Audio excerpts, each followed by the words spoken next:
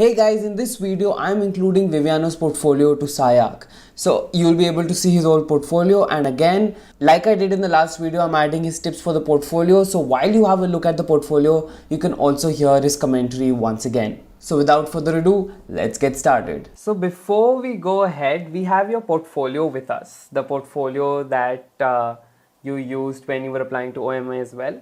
So let's have a look at that folio if it's open for you as well. What I wanted to know here was if you could just take us through your portfolio a little bit and especially talk about what finally made it to your portfolio, like what criteria were going into your head while you were creating this folio. Yeah, I'm actually gonna do a course on portfolios out of this because I had to dig up all my portfolios and see the evolution of them. For people who are watching, I sent Rishabh 5 portfolios throughout my career. I think number one is organized. Okay, so first it's organization. That means there is a format that is repeated. If you show 5 projects, they are shown the same way. So the same amount of text, the same amount of images, same amount of diagrams for each one. You might want to do something special for a particular project, but you want repetition. Yeah, architecture is repetition and order. So order in your portfolio. Graphic design needs to be very clean. So I used in most of my portfolios an abundance of white. Yeah, that's about order and graphic design. Number two, I would say, what is your intention with this portfolio? So are you trying to get into a university, or are you trying to apply for a job at a different studios? And in that sense, you need to gear your portfolio to what that person wants to see. Now, so let's take the example that you're applying to an office. So an office wants to see, again, what type of office are you applying? Are you applying to a construction company or like a hardcore design studio? Let's say OMA, because this is what I was doing, right? OMA would want to see, and then I got to be the guy filtering through portfolios when I was hiring people, right? So I can confirm this on the other end. They want to see your ability to design, but that also means in your ability to organize design. So that falls into the first comment of order and graphic design. But they want to see your ability to document design. So they want to see that you have a sensibility for design, but that you also are organized and can produce detailed drawings and have an understanding of how architecture is not only put together, meaning like kind of layers in a detailed drawing of a facade and slab section, but also how architecture is explained and communicated, right? So the diagram, I love that the first professor that ever taught us about diagrams, we used to call him Mr. Diagram.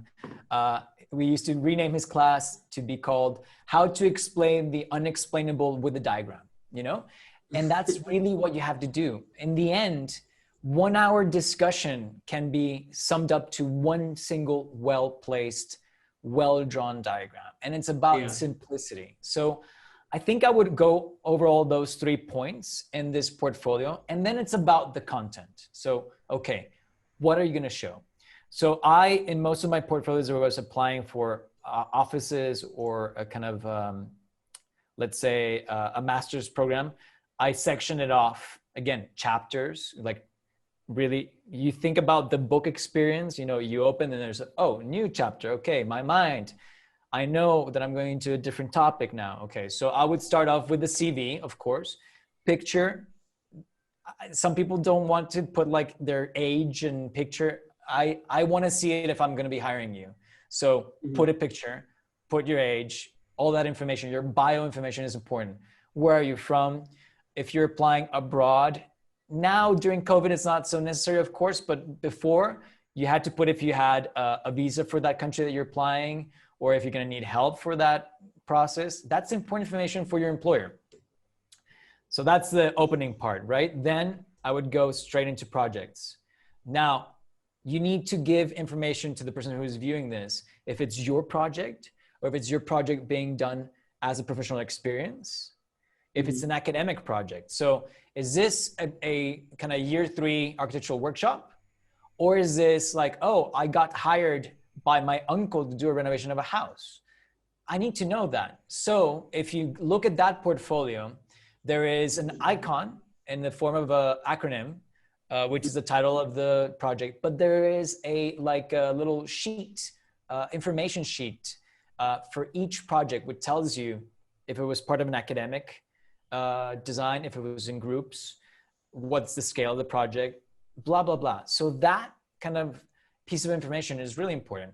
And I would normally organize them by academic and then professional, which means that you're doing it with an office, and then individual or kind of freelance or own work, right? That's all in projects because they're all projects. They're just different in the way that of your ownership of them, right?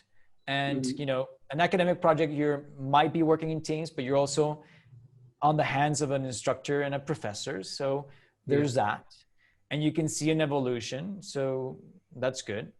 But in a professional, you're dealing with a whole company that has a lot of infrastructure and you know, maybe the renderings are not even done by you, kind of thing. So that's really important information to have. And I've seen portfolios where like, okay, well, if you showed me this rendering, there's no way that you did this rendering, you know? And that hurts your application because that's going to be thrown out the window. And then finally, in that sensibility point, I would usually add my writings, so essays, and keep it short, right?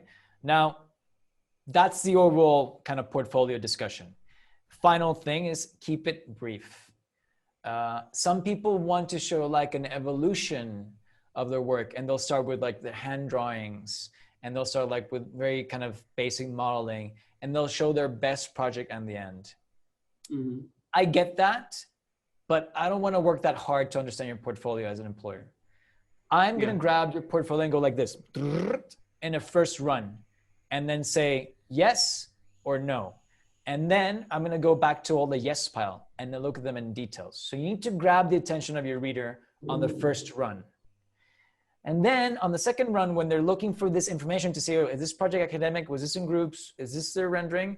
They need to be able to find that information.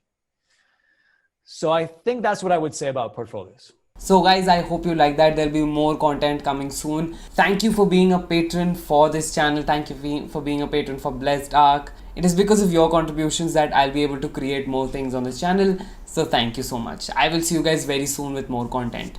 Bye bye.